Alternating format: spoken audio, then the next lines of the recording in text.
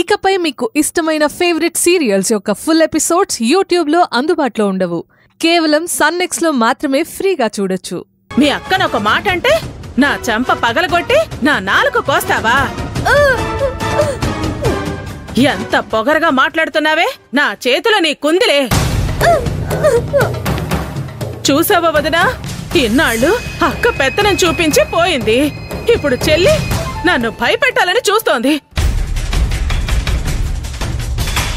అమ్మా అభి, అంత రోషం ఉన్నదానివి మీ అక్కని మంచిగా కాపురం చేసుకో అని చెప్పాల్సింది. ఇప్పుడు ఇలా బజారుకి ఇడ్చుకెళ్ళిన మనిషిని ఇంకా నోటుకొచ్చినట్టు మాట్లాడతారు, ఉమ్మేస్తారు కూడా. పడాలి, భరించాలి. వాసుదేవ్, అన్యాయంగా నోరు పారేసుకోకండి.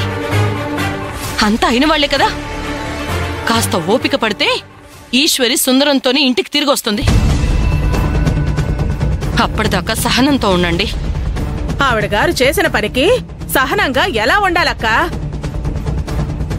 చూస్తుంటే ఈశ్వరి అంతా ఒక ప్లాన్ ప్రకారం అందరి అడ్డు తొలగించుకుని ఈ ఇంటిని ఏలాలని చూస్తోంది అనిపిస్తోంది.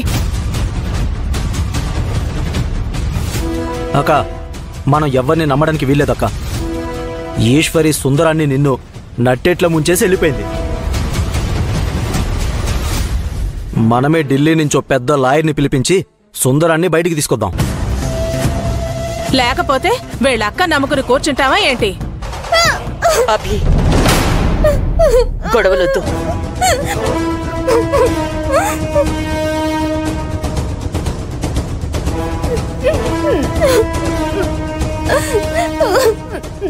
ఏమైంది అభి?